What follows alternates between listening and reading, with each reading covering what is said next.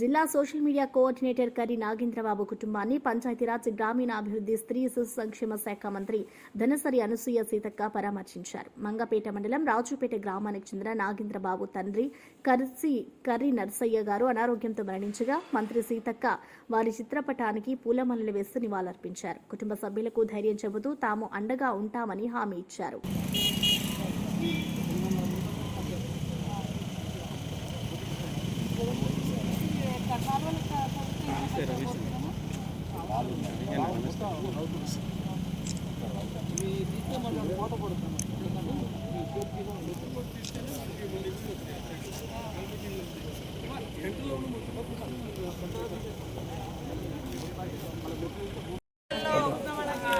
ఇబ్బంది పడ్డ మహిళలను గతంలో మనం వాళ్ళకి సామాన్లు ఇవ్వడం జరిగింది.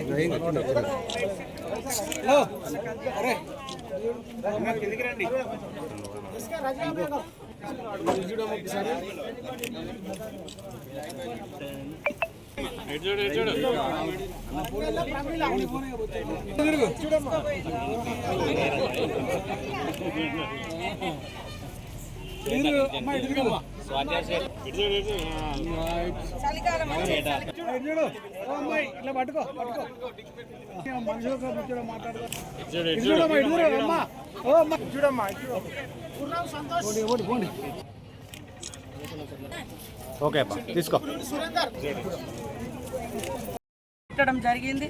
మరి జాతరలో కొన్ని పనులు అయితే పుష్కరాలకు సంపూర్ణంగా మరి గోదావరి పుష్కరాలకు మంగపేటకు ఒక మంచి కళొచ్చే విధంగా అభివృద్ధి కార్యక్రమాలు కూడా చేపడతామని తెలియజేస్తూ అందరికీ నమస్కారాలు.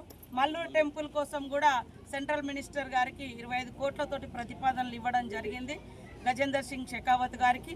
వారితో పాటు మన ములుక్కు టీటీడీ నుంచి తిరుపతి దేవాలయం నుంచి కూడా మరి కొన్ని నిధులు ఇస్తామంటే ఆ నిధులను కూడా ఫస్ట్ ప్రయారిటీగా మనము మల్లూరు టెంపుల్కే ప్రతిపాదనలు పంపడం జరిగింది.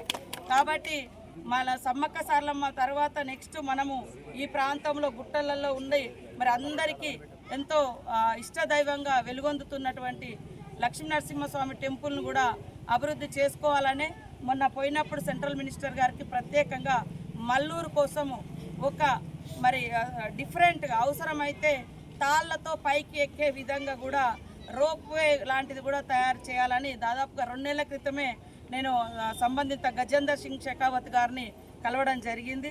సో నెక్స్ట్ మొన్నటిసారి కూడా మనం మల్లూరు జాతర అప్పుడు కూడా ప్రత్యేకంగా దృష్టి పెట్టి ముందస్తు చర్యలు చేపట్టడం జరిగింది. ఇప్పటి నుంచి కూడా అక్కడ బ్యూటిఫికేషన్ చేస్తాం, భక్తులు మంచిగా సేద తీరే విధంగా చేస్తాము. తర్వాత చింతామణి వాటర్ ఏదైతే ఉందో అది ఎట్లా ప్రొటెక్ట్ చేయాలని దానికి ఒక స్పెషల్ టీం వేస్తాం. ఇప్పుడు మేడారానికి అయితే ఎట్లయితే ఒక స్పెషల్ టీం వేసుకున్నామో నెక్స్ట్ మన మల్లూరుకు కూడా స్పెషల్ టీం వేసుకొని డెవలప్మెంట్ యాక్టివిటీస్ ఏ రకంగా చేస్తే పర్మనెంట్గా ఉంటాయి అనేది కూడా మేము ప్రణాళిక పెట్టుకొని ఉన్నాం. ఖచ్చితంగా దేవాలయాలు, రోడ్లు, ప్రజల యొక్క స్థితిగతులు, ఇండ్లు ఇవన్నీ కూడా దృష్టిలో పెట్టుకొని అభివృద్ధి పదంలో ఇంకా వేగవంతం చేస్తామని తెలియజేస్తూ మంగపేట మండల ప్రజలందరికీ కూడా బతుకమ్మ అదేవిధంగా అడ్వాన్స్ దసరా శుభాకాంక్షలు తెలియజేస్తాం. కమలాపురానికి రావడం జరిగింది. మరి కమలాపురంలో గత వర్షాకాలం మూలంగా ఎర్రవాగు పొంగి పొర్లి ఒక 100 కుటుంబాల వరకు వానలో తడిసిపోవడం జరిగింది. వాళ్ళ కుటుంబాలు అంటే సమకూర్చుకున్న వస్తువులు కూడా. సో చాలా బాధ అనిపించింది. ఆ 4 రోజులు కూడా ప్రభుత్వం తరఫున వాళ్లకు మరి పునరావాస కేంద్రం ఏర్పాటు చేయడం జరిగింది. అనంతరము వాళ్లకు సామాన్లు కూడా అందించినాం. ఈరోజు మరి బెడ్షీట్స్, చీర అట్లా వాళ్ళకు కూడా అందిస్తూ మరి పర్మనెంట్గా కూడా ఇల్లు లేనటువంటి వాళ్ళకి కూడా లిస్ట్ అవుట్ చేసి ఇల్లును కూడా సమకూరుస్తామని వారికి హామీ ఇస్తూ ఉన్నాం. ఈ ఎర్రవాగు పొంగి పొరలడానికి ప్రధాన కారణము ఆ వాగు మొత్తం కూడా చెట్లు, రాళ్ళు ఆక్రమించి ఉండడంతో వాగులో పోవాల్సినటువంటి వరద అంతా ఇండ్ల మీదకి రావడం జరిగింది. దానితో పాపం ప్రజలందరూ కూడా రాత్రింబవళ్ళు ఇబ్బంది పడ్డారు. కాబట్టి వెనువెంటనే కలెక్టర్ గారిని ఆదేశించడంతో 800 మీటర్ల పొడవు ఏదైతే ఎర్రవాగులో అడ్డంగా ఉన్నటువంటి చెట్టు చేదం అంతా రాళ్ళు అన్ని తీయించి నీళ్లు సాఫీగా పోయే విధంగా ఈరోజు వర్క్ చేయించడం జరుగుతూ ఉంది. మనం ఎప్పుడు కూడా ఇలాంటి పర్మనెంట్ సొల్యూషన్ చూస్తే పబ్లిక్ సంతోషంగా ఉంటారు, హాయిగా నిద్రపోగలుగుతారు. కాబట్టి మరి అది చేస్తున్నందుకు మాకు కూడా సంతోషం. ఇంకా ఇలాంటి ఏమున్నా కూడా మండల స్థాయి అధికారులు ముందస్తుగా గుర్తించి ఇలాంటి చేయడం మూలంగా ప్రజలకు ఇబ్బంది రాదని కలెక్టర్ గారికి కానీ నాకు కానీ నివేదిక ఇవ్వాలని అధికారులను, అదేవిధంగా మీడియా సోదరుల దృష్టిలో పడ్డా కూడా అలాంటి మా దృష్టికి తీసుకొస్తే తప్పకుండా సరి చేస్తామని తెలియజేస్తూ, దాంతోపాటు కమలాపురంలో మరి కూరగాయల మార్కెట్ వచ్చేటువంటి మహిళలు కానీ ఇతరులకు కానీ ఇబ్బందికరమైనటువంటి పరిస్థితుల్లో 15 లక్షలతోటి సీసీ రోడ్డు కూడా ఈరోజు ప్రారంభించడం జరిగింది. కాబట్టి రాబోయే కాలంలో ఇంకా మనకు రాబోయే ఇప్పుడు ఈసారి మేడారం జాతర ఉంటే నెక్స్ట్ గోదావరి పుష్కరాలు ఉన్నాయి.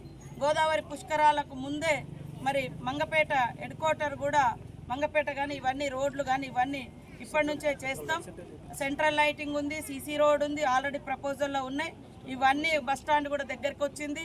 ఇంకా కొన్ని పనులు ఈ జాతరతో పాటు ఇక్కడ ముక్కుడి పోషమ్మ దగ్గర కూడా కొన్ని డెవలప్మెంట్ ఫంక్షన్ హాల్ ఇట్లా